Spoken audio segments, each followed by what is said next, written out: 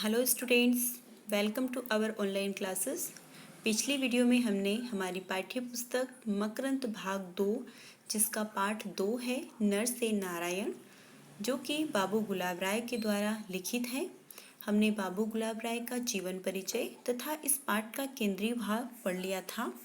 आज की इस वीडियो में हमारा ललित निबंध है जो कि बाबू गुलाब राय ने लिखा है। नर से नारायण। ललित का अर्थ होता है सुंदर और मनोरम, जिसमें कुछ पढ़ते समय हमें ऐसा लगता है कि हमारे सामने वही दृश्य, वही पिक्चर आंखों के सामने घूम रहे हो। सितंबर के महीने में पानी की त्राही त्राही मची हुई थी। हम सभी जानते हैं जुलाई के महीने में बारिश हो जाती है। जुलाई और अगस्त में बहुत ही अच्छी बारिश हो जाती है, परंतु यहाँ पर सितंबर का महीना आ चुका था, फिर भी पानी का कोई नामो निशान नहीं था। सभी पानी को लेकर रक्षा के लिए भगवान से गुहार कर रहे थे, पुकार लगा रहे थे।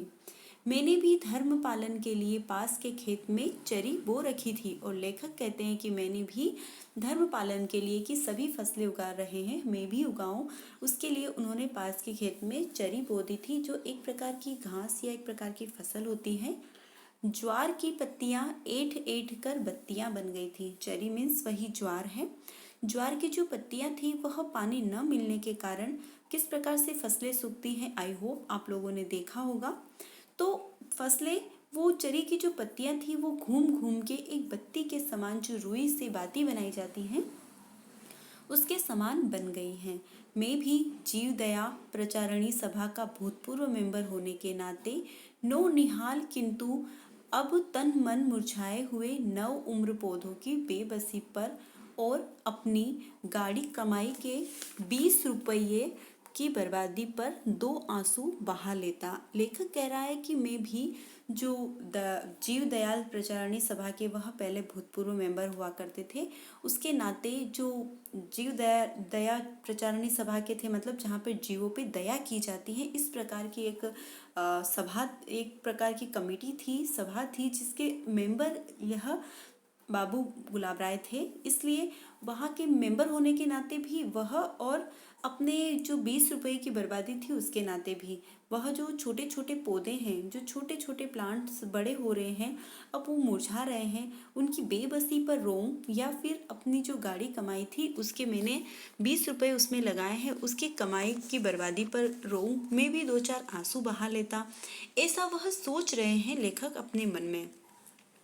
लेकिन उससे होता क्या, अब वो ये भी बोल रहे हैं कि अगर मैं ऐसा कर भी लेता, उन नवनिहाल पौधों के ऊपर आंसू बहा था, या फिर अपनी गाड़ी कमाई की बर्बादी पर आंसू बहा लेता, तो उससे क्या हो जाता यदि वे रीतिकालीन काव्यों की विरहिणी गोपियों के समान भी होते, जिसने कि समुद्र का पानी खारा हो गया था। अब लेखक कह रहे हैं, उन्होंने यहाँ पर रीतिकालीन के जो काव्य हुआ करते थे, रीतिकालीन जो आदिकाल भक्ति काल के बाद रीतिकाल आया था, जिसमें श्रृंगार की कविताएं लिखी जाती थी, वहाँ पर जो कवि लेखक हुआ करते थे वह गोपियों को श्री कृष्ण के विरह पर आंसू बहाते हुए प्रतीत करते हैं, और वह कहते हैं कि जो समुद्र का पानी है उन्हीं गोपियों के आंसुओं से खारा हुआ है। ऐसा उनकी मान्यता थी, उनका अपने काव्यों में लिखा हुआ, उनकी रचनाओं में के अंदर था।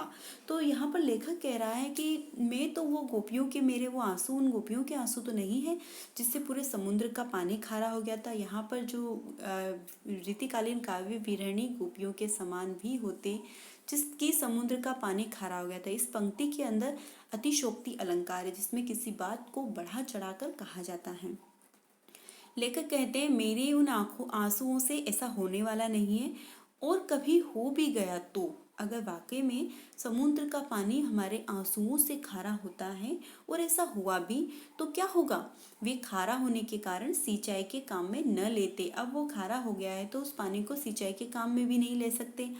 खैर, फिर भी गरीब किसानों की सार को भस्म करने वाली आहों के बादल बनते दिखाई दिए। अब वो इतना सारा सोचने के बाद उसने जब आसमान में देखा तो उसे ऐसा लगा कि जो गरीब किसान हैं उनका जो सार है, मतलब उनका जो महत्व है, उनका जो दर्द है, उसको देखकर बादल जो उनकी आह निकल रही है, उनके दर्द के अंदर से जो आह निकल रही है, उसकी आह के जो कुछ बादल आसमानों पे छाए हुए हैं, ऐसा प्रतीत हो रहा है। दिग्दाहों के धूम न ले देते उठे या जलधर उठे क्षितिज तट पर।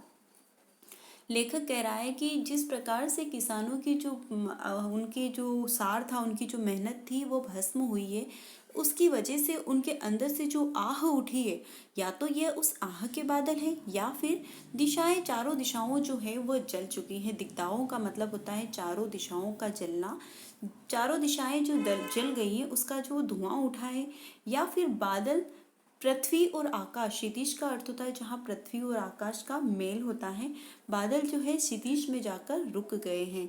ऐसे कोई तो कारण हुआ है जिसकी वजह से आसमान पर मुझे बादल मंडराते हुए दिखाई दे रहे हैं।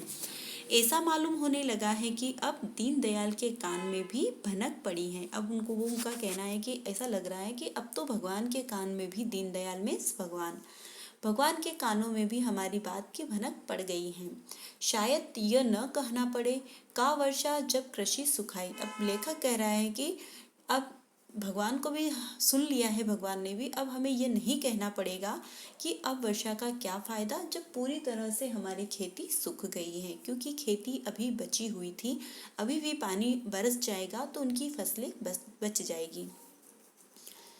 धूम धुआरे कारे कजरारे, शाम घनों को देखकर मेरा मन मयूर नृत्य करने लगा।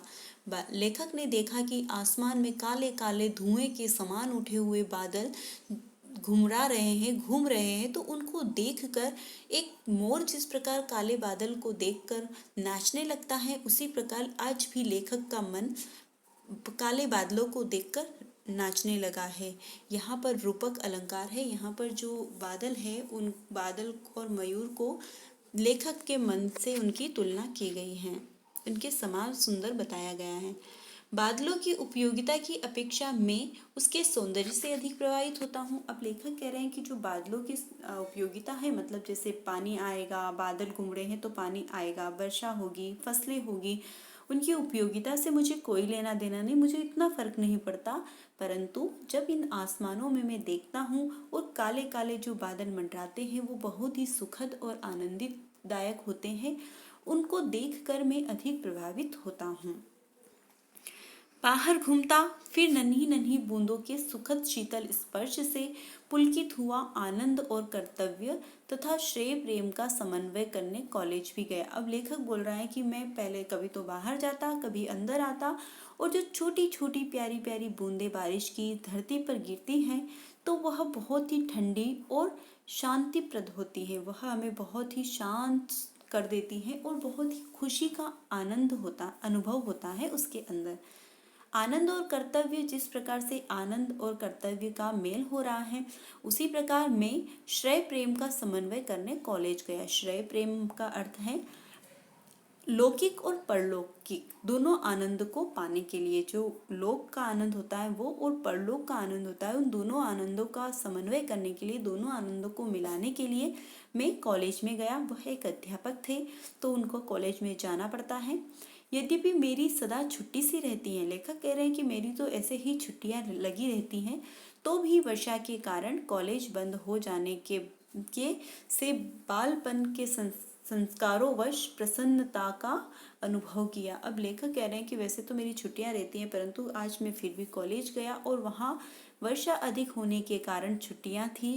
तो जिस प्रकार से बचपन में हम लोग छुट्टी, स्कूल की छुट्टी जैसे ही घोषित होती है तो हम जिस प्रकार से आनंदित पुलकित होकर उछल कूद कर नाचने लगते हैं, लेखक ने भी अपने उन्हीं संस्कारों को याद करके अपने मन को बहुत ही प्रसन्नचित किया और बहुत ही खुशी का अनुभव किया।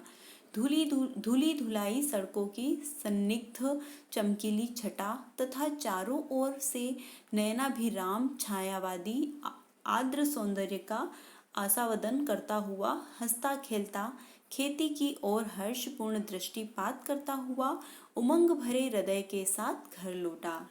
यहाँ पर थोड़ी सी टफ वाली हिंदी का प्रयोग किया गया है।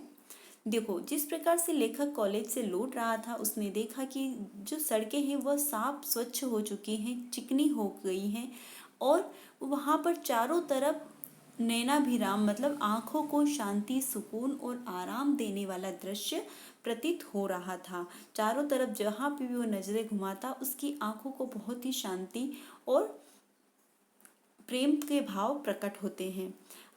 उसके बाद वह हंसता, खेलता, खिलखिलाता, खुशी भरा मन लेकर चारों तरफ अपनी आंखें घुमाकर उमंग भरे हृदय से घर लौट आया। इससे आगे हम अगले वीडियो में पढ़ेंगे। आई होप कि आपको ये समझ में आया होगा। आज के लिए थैंक यू।